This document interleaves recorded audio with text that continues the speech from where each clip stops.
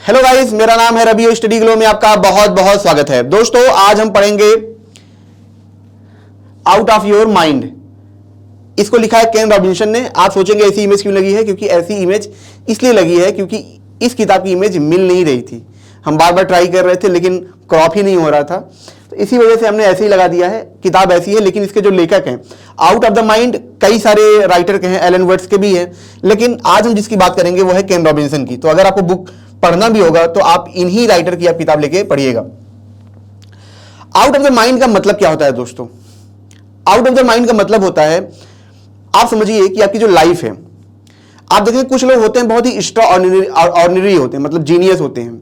वो जीनियस क्यों होते हैं? वो जीनियस इसलिए होते हैं क्योंकि वो आउट ऑफ द बॉक्स सोच पाते हैं, बहुत ही अलग तरीके से चीजों को सोच पाते हैं।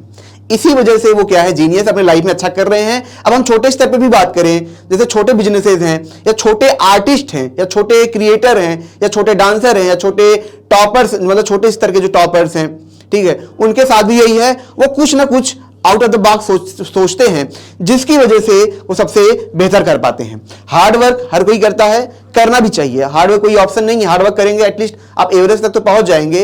लेकिन यहां पे जो राइटर बात करते हैं कि कैसे क्रिएटिविटी, जो रचनात्मक स्किल है, अगर इसको हम आज के टाइम में ले लें तो हम काफी अच्छा कर सकते हैं। क्यों कर सकते हैं?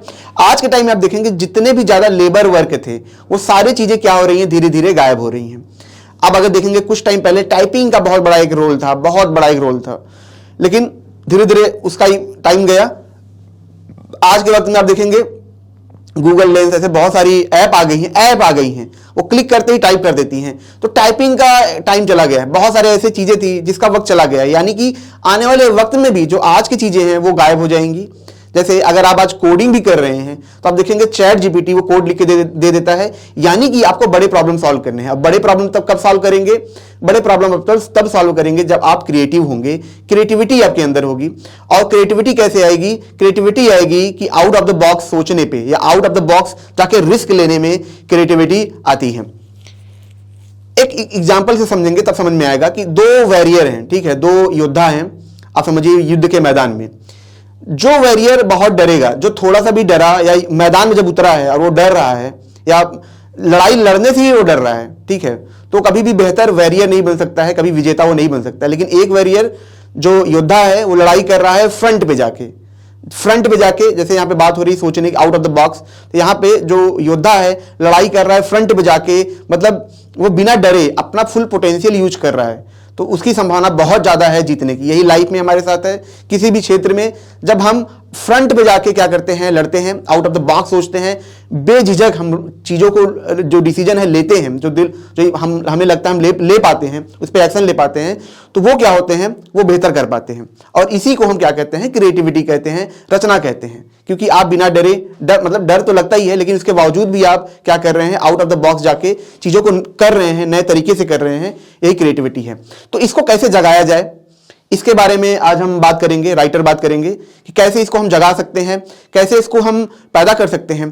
कुछ लोग ऐसे होते भी हैं जिनके पास स्किल होती है, जैसे पैदा ही हुए उनके पास वो नेचुरल टैलेंट है, लेकिन जिसके पास नहीं भी है तो भी हम वो टैलेंट पैदा कर सकते हैं, वो क्रिएटिविटी पैदा कर सकते हैं। इसके बारे में आज हम बात करेंगे, ठीक है दोस्तों। तो ये बहुत इंपॉर्टेंट है आपके लिए, हमारे लिए, जो भी स्टूडेंट अगर देख भी रहे हैं या जो भी कोई भी अपना काम कर रहा है उसके लिए भी बहुत इंपॉर्टेंट है। क्योंकि यहाँ पे सिर्फ इसकी बात नहीं होगी कि आप अपनी क्रिएटिविटी को कैसे जाने, यहाँ पे बात इसकी भी होगी कि अपनी क्रिएटिविटी कैसे पैदा करें, स्किल कैसे पैदा करें, इसके बारे में यहाँ पे बात होगी।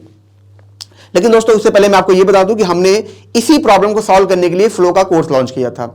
हमने एक चीज देखा कि जो इंडिया में स्टूडेंट हैं उनके साथ प्रॉब्लम यह है कि उनकी जो कैपेबिलिटी है बहुत ही धीमी है, मेहनत बहुत करते हैं पर आउटपुट इतना नहीं मिलता है। इसका रीजन ये था कि वो फ्लो की स्टेट में, उनका जो माइंड था वो ऐसी अवस्था में नहीं होकर काम कर पाता है जिसमें वो ज्यादा प्रोडक्टिविटी पा पाए, क्योंकि उनके वो फ्लो की स्टेट में नहीं होते। क्योंकि रिसर्चर ने जब रिसर्च किया तब उन्हें पता चला कि जब इंसान फ्लो की स्टेट में होता है तो उसकी जो कैपेबिलिटी होती है वो 5 गुना बढ़ जाती है, 500% बढ़ जाती है। और उसी को हम इंडिया में पहली बार लाए हैं मात्र 299 में, जब आप फ्लो 25 कोड का आप यूज करेंगे। तो दोस्तों यहां पे हम बात करेंगे, सबसे पहले देखिए आउट ऑफ द माइंड के बारे में हमने बात किया कि क्या क्या प्रॉब्लम्स आती है, क्या क्या ट्रबल आता है, ठीक है। अब यहां पे हम दोस्तों बात करेंगे जो दूसरी चीज है वो है एजुकेशन के बारे में, ट्रबल विद द एजुकेशन। यहाँ पे 2-3 चीजें हैं दोस्तों, हम इसको समझेंगे। जैसे आज के 90s में आप जाएंगे, आज से बहुत टाइम पहले, ठीक है, तो आप देखेंगे, मैं बहुत पहले की बात करता हूं, जब टाइप राइटर आया था, जब टाइप राइटर आया था तो उस टाइम पे जो टाइप राइटर थे उनकी बहुत वैल्यू थी, बहुत ज्यादा। जो टाइप राइटर थे, जो टाइप राइटर के बारे में जानते थे, आप समझिए आज के टाइम पे वो समझ लीजिए कि एआई कोडर हैं, डाटा साइंटिस्ट हैं, उस टाइम पे ये हालत थी। धीरे धीरे क्या हुआ, चेंज हुआ। उस टाइम पे डिग्रियां बहुत मांगी जाती थी, डिग्रियां मतलब अगर उस टाइम पे आपके पास डिग्री है तो आपको काम मिलेगा, अदरवाइज आप भूल जाइए। आपको डिग्री होना चाहिए, आपके पास वो एजुकेशन मतलब एक प्रमाण होना चाहिए तो आपको जॉब मिलेगा। लेकिन वक्त के साथ क्या हुआ, वक्त बीतता गया। आपको एग्जांपल समझाता हूं, स्पॉटिफाई बहुत लोग यूज करते होंगे, वो लगभग आज के टाइम में लगभग बिलियंस की कंपनी है, 50 बिलियन के ऊपर की कंपनी की वैल्यूएशन है, बहुत बड़ी कंपनी स्पॉटिफाई। जब वो आई थी कंपनी, अपने आप में क्या था कि बहुत ग्रेट कंपनी मानी गई, क्योंकि वो बहुत अलग तरीके से आई थी। पहली बार ऐसा कोई एप्लीकेशन था जो इन सभी गानों को एसेस देता था, तो इस लेवल पे वो था, बहुत बेहतरीन काम था।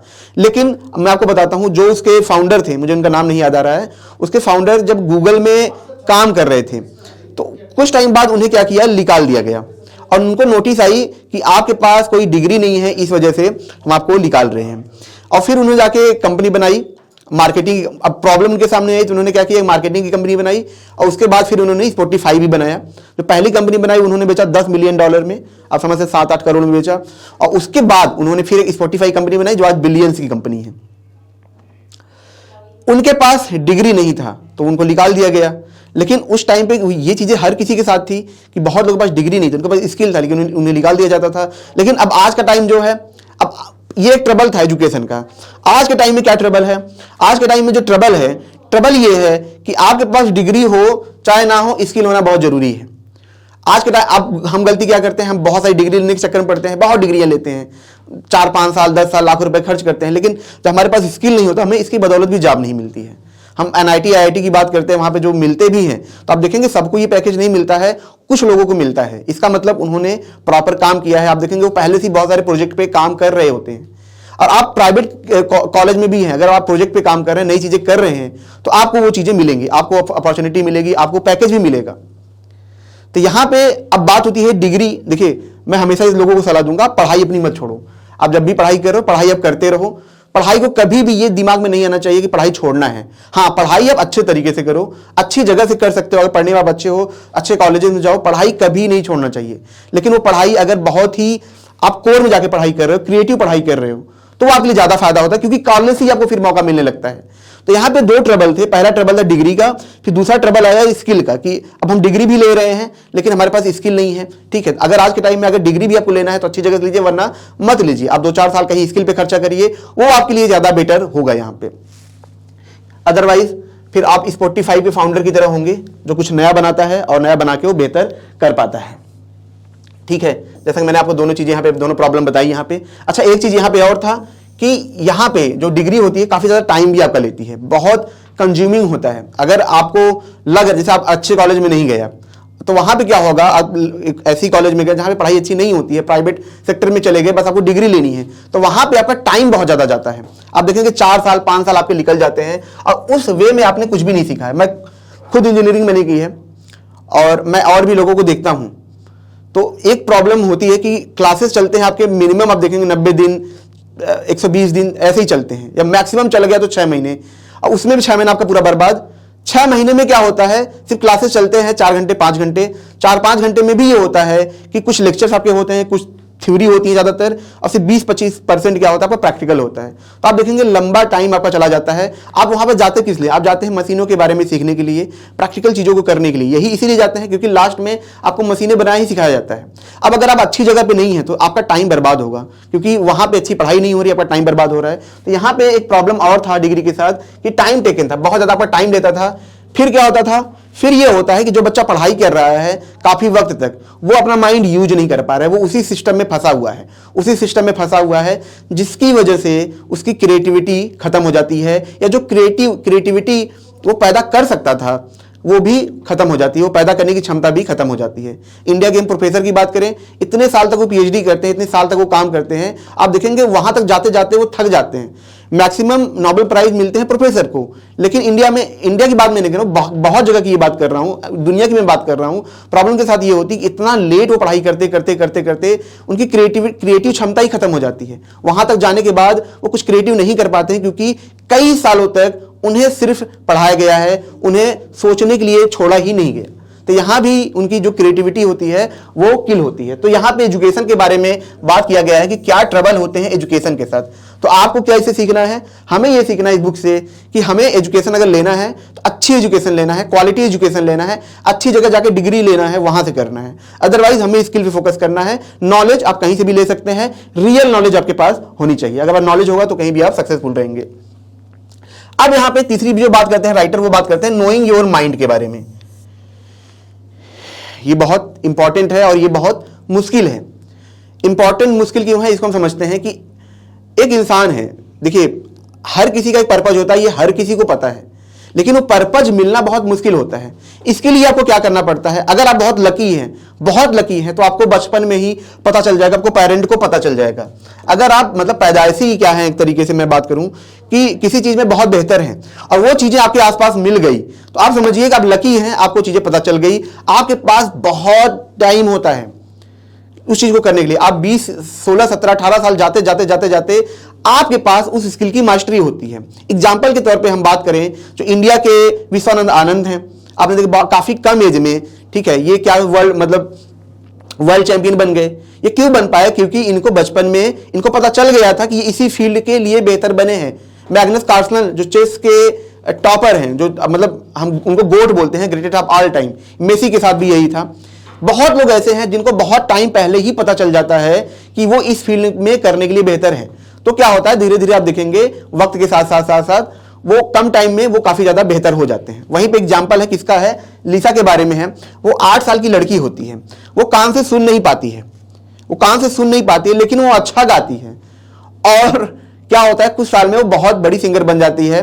यानी कि भले उसने सॉन्ग न सुना हो, लेकिन उसे अपने स्किल के बारे में एहसास था, उसे अनुभव था।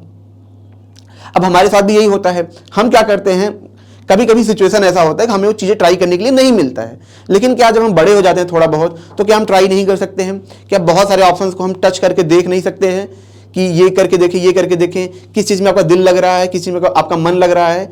वहां से अगर हमें ये चीजें मिलती हैं तो फिर हम आउट ऑफ द बॉक्स, जिसको कहते हैं, जाके हम काम कर सकते हैं, आउट ऑफ द माइंड काम कर सकते हैं। एक इंसान अगर ऐसा काम कर रहा है जो वो दिल से नहीं चाहता है, कभी भी वो आउट ऑफ द बॉक्स नहीं कर पाएगा। तो यहाँ पे जो राइटर है सबसे पहले बात करते हैं कि अपने जो चीजें हैं, ठीक है, अपना जो कोर है उसको जानने की बात करते हैं। ये पहला है। अब अगर आप कोर नहीं जान पा रहे हैं, आपको लग रहा है कि आप एवरेज हैं, तो फिर कैसे क्रिएटिविटी बढ़ाई जाए? रिसर्च हुआ कुछ साल पहले। रिसर्च में कुछ साइंटिस्टों ने यह दावा किया कि हमारा जो ब्रेन है वो उसके कई सारे पार्ट हैं और अलग अलग पार्ट क्या है, अलग अलग काम करता है। यानी कि अगर हम क्या करें, जो ब्रेन है इसको हम अलग थोड़ा सा कर दें तो भी ये हमारा काम करेगा, अलग अलग पार्ट अलग अलग काम करते हैं। अब ये वैज्ञानिक मानने लगे, सामने सबको लगा कि इसकी कुछ लिमिटेशन है, हदें हैं, इससे ज्यादा तो हम काम कर नहीं सकते हैं।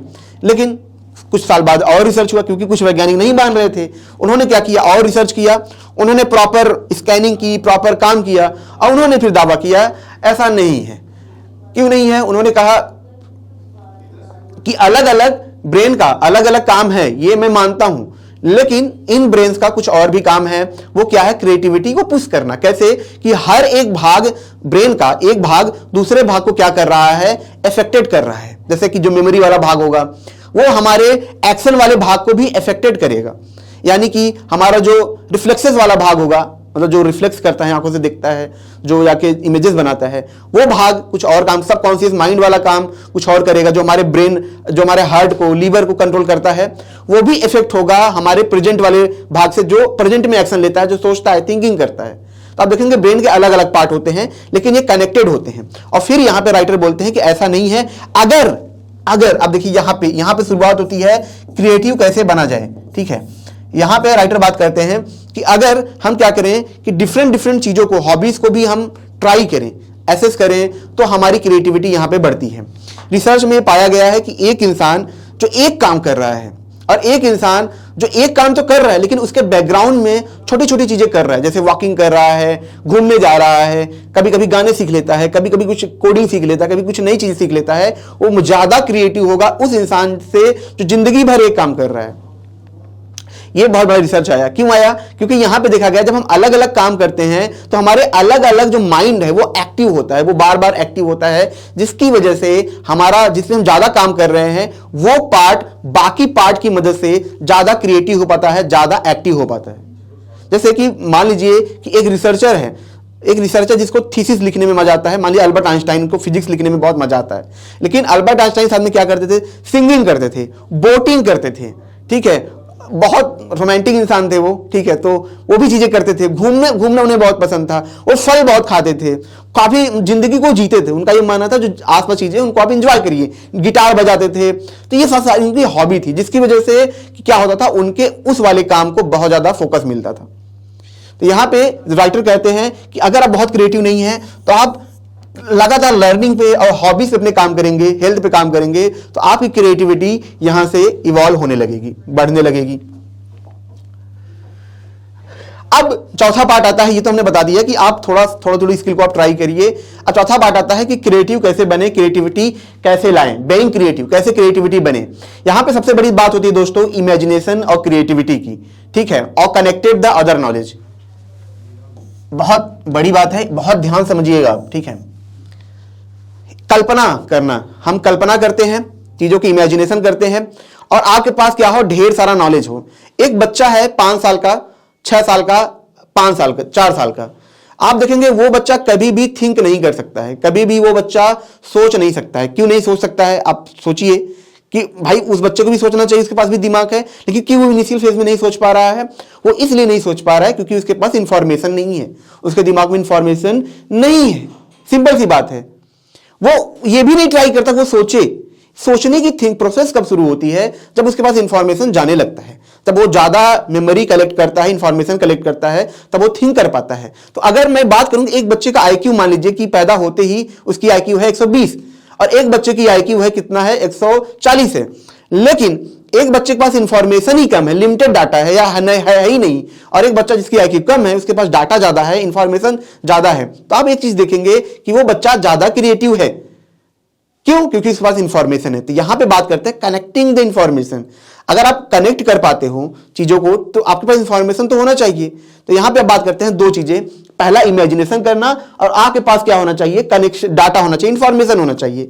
इंफॉर्मेशन है और आप क्या कर रहे हैं, कल्पना कर रहे हैं, बार बार ट्राई कर रहे हैं कि एक प्रॉब्लम है, मान लीजिए कि प्रॉब्लम है कि ब्लैक होल के अंदर क्या है, ये प्रॉब्लम है। अब आपने सारा डेटा ले लिया, क्या क्या खोज हुई है, क्या क्या खोज हुई है, सारा डेटा ले लिया। अब आप प्रॉब्लम सोचेंगे, तब क्या होगा, आप देखेंगे अचानक से सॉल्यूशन आएगा।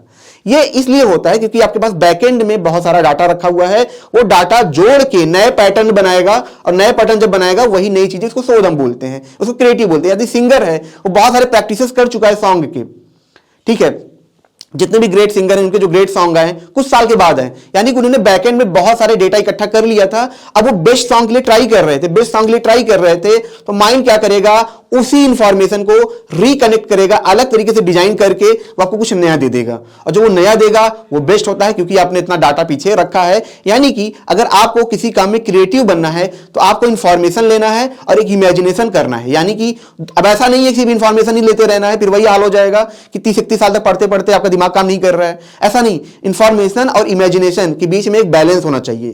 कि जैसे आइंस्टाइन की बात करें तो उन्होंने प्रिंसिपल ऑफ मैथमेटिक्स पढ़ा, एक किताब पढ़ी और उसके हिसाब से उन्होंने क्या किया, पूरा लिख डाला। लेकिन अगर वो किताब नहीं पढ़ते तो नहीं कर पाते, यानी कि उनको जितनी नीड थी उतना उन्होंने पढ़ लिया। अब बाकी टाइम वो क्या करते थे, इमेजिनेशन करते थे, कल्पना करते थे, थिंकिंग करते थे उस चीज के बारे में। यहां भी आपको करना है, जिस काम में आप क्या है बेहतर हैं उस काम में आपको डाटा ले लेना चारों तरफ से, उसके बारे में बार बार कल्पना करना है, इमेजिनेशन करना है। अच्छा, एक चीज यहां पे डाटा राइटर बताते हैं कि जो इमेजिनेशन है वो हमेशा ही आपको हैप्पी करने वाला हो। ऐसा ना हो कि आप इमेजिनेशन कर रहे हैं लेकिन दुखी होकर कर रहे हैं। इमेजिनेशन का मतलब ही है कि आप नॉर्मली इमेजिन कर रहे हैं। अगर आप ये सोच रहे हैं कि आप इमेजिनेशन कर रहे हैं तो वो इमेजिनेशन नहीं है। तो यहां पे ये बात आपको समझ में आई। अगर आपको क्रिएटिव बनना है, वो सारा डाटा लेके उसको अपने माइंड में रख के लगातार उसको कल्पना करना है अपनी चीजों को, तो वो चीजें फिर होंगी। लास्ट में राइटर बात करते हैं स्कूल के बारे में, स्कूलिंग के बारे में बात करते हैं। हमें यह लगता है कि जो स्कूल है वो क्या है एक तरीके से कि सिर्फ 12 तक के लिए है, क्लास 12 तक के लिए है। लेकिन राइटर ये बात करते हैं कि नहीं, स्कूलिंग एक ऐसी चीज है सिर्फ जो 12th तक नहीं होना चाहिए, पूरी लाइफ टाइम के लिए होना चाहिए। इंसान किसी भी एज में कोई भी चीज जाके सीख सके, कोई भी चीज समझ सके। हो सकता है उसने 12th तक पढ़ाई की लेकिन उसके बाद कुछ और सीखना चाहता है, कुछ और नया लर्न करना चाहता है, इसके लिए भी स्कूलिंग होनी चाहिए। हम फिनलैंड की बात करें अगर, ठीक है, आइसलैंड की बात करें उस तरफ, तो वहां पे आप देखेंगे जो टीचिंग का मेथड है वो बचपन से ही ऐसा है कि तोड़ो फोड़ो वाला मेथड है। मतलब कैसा मेथड है कि आपने उनको सामान दे दिया, चीजें दे दी, अब आप वो कर रहे हैं। वो टीचर सिर्फ वहां गाइड करेगा जहां वो गलतियां करते हैं, और टीचर वहां गाइड करता है जहां पे कुछ नया करना चाहते हैं। बीच के प्रोसेस में जहां बच्चा इन्वॉल्व है चीजों से, वहां टीचर उसको प्रॉब्लम नहीं क्रिएट करता है। हम आम लोगों से चलिए मैं आपसे सवाल पूछता हूं, आप वीडियो देख रहे हैं, कभी आपने सोचा है कि क्लास 10 तक आपकी रीडिंग पावर क्या थी, आपकी सोचने की क्षमता क्या थी? 0 थी। क्यों थी? क्योंकि कभी आपको पढ़ाया ही नहीं गया। मतलब ऐसे नहीं कभी सोचा दिया गया कि आप खुद पढ़ो, समझो इसको और खुद लोगों की इससे अप्लाई करो, हेल्प करो। कभी ऐसा किया? टीचर ही पढ़ा देते थे, टीचर ही सब कुछ कर देते थे, तो आपकी जो सोचने की क्षमता है, ठीक है, वो खत्म थी।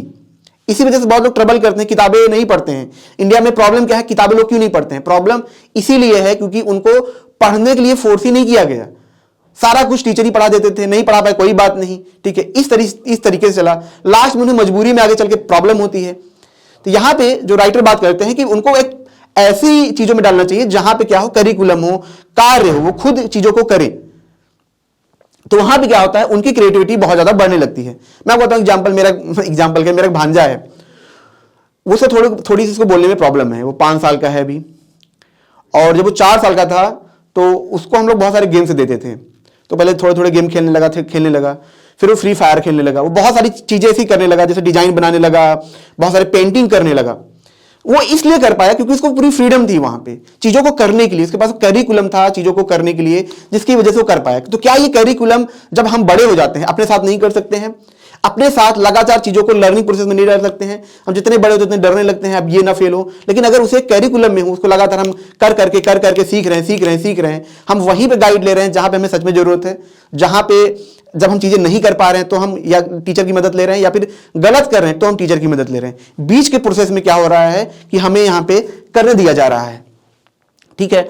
और क्या होता है दोस्तों, स्कूल के बारे में राइटर बात करते हैं कि मोर ऑप्शंस होने चाहिए। मतलब बच्चों के पास अभी देखिए आप 12 मतलब आप कोई चीज करते हैं, लिमिटेड ऑप्शन है। मतलब आप जैसे ग्रेजुएशन में जा रहे हैं तो आपको फिजिक्स भी पढ़ना है, मैथमेटिक्स भी पढ़ना है, केमिस्ट्री भी पढ़ना है, और 3 साल तक करना है। उसके बाद ऑप्शन फिर एमएससी का आता है, और कोई ऑप्शन नहीं है। यहां पे राइटर बात करते हैं कि बच्चों के पास जब वो स्कूल में ही हो तो उनके पास मल्टीपल ऑप्शन हो, सिर्फ 5-6 ऑप्शन ना हो, गेम के ऑप्शन हो, बहुत सारी चीजें हो। अभी देखिए गवर्नमेंट ने कुछ डिसीजन भी लिया है, लेकिन उससे इंपॉर्टेंट डिसीजन क्या होता है? डिसीजन ये होता है कि उनके पास मल्टीपल ऑप्शन वहीं पे हो, तो उन्हें बहुत पहले इसके बारे में पता चल जाता है कि वो कौन सी चीज बेस्ट कर पाएंगे, और उन्हें करने का मौका भी मिलता है। जैसे बिल गेट्स थे, वो कॉलेज में थे, वहां पे कंप्यूटर्स लाया गया था, ठीक है, तो उनको करने का मौका वहां पे, उनको फ्रीडम मिला। वो लोग दिन रात जाके कोडिंग करते थे, तो वहां से वो अपनी क्रिएटिविटी को पहचान पाए। तो यहां पे राइटर बात करते हैं स्कूल के बारे में, ऐसे स्कूल का सिस्टम हो जहां पे उनके पास मल्टीपल ऑप्शन हो करने के लिए, उनको वो चीजें पूरे कैरिकुलम का एक माहौल दिया जाए, वहां से आपको क्रिएटिविटी मिल पाती है।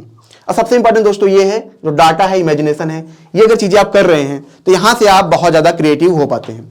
और जाते जाते एक चीज मैं आपको और बताना चाहूंगा, यहां पे एक चीज हमें क्रिएटिव फेज में लाने के लिए बहुत इंपॉर्टेंट होती है, और वो क्या है? वो है स्ट्रेस मीन कि आप देखेंगे जब भी कुछ नया होता है, कुछ नई चीजें क्रिएट होती हैं, वो इसीलिए होती हैं क्योंकि उस टाइम पे वो बहुत प्रॉब्लम में होती हैं। जैसे कंपनी है, वो बहुत प्रॉब्लम में जा रही है, ट्रबल फेस कर रही है, उसके इन्वेंशन मतलब ग्रो नहीं हो पा रहा है वो, तो आप देखेंगे वो बेस्ट से बेस्ट चीज उसी वक्त करना चाहते हैं। तो कभी कभी हम अपने आप को इतना कंफर्ट जोन में डाल देते हैं कि हमारा माइंड स्ट्रेस नहीं होता है, नई चीजें करने के लिए तैयार नहीं होता है। लेकिन अगर हम अपने आप को लगातार उस जोन में डालते रहें, उस जोन में लगातार रिस्क में, थोड़ा रिस्क में डालते रहें, ऐसा रिस्क में मत डालिए कि आप मर जाइए, आप थोड़ा रिस्क में हम डालते रहें, तो वहां पर आप देखेंगे कि आपकी जो क्रिएटिविटी है वो बार बार निकल के आएगी। तो ये भी तरीका होता है आपको क्रिएटिव बनाने का। तो दोस्तों ये छोटा सा लेक्चर था। अगर ये आपको अच्छा लगा हो तो इसे लाइक करें, कमेंट करें, शेयर जरूर करें, और जैसा कि मैंने बताया हमारा जो फ्लो का कोर्स है उसे आप जरूर अवेल करें। मिलते हैं नेक्स्ट लेक्चर में। Thank you so much.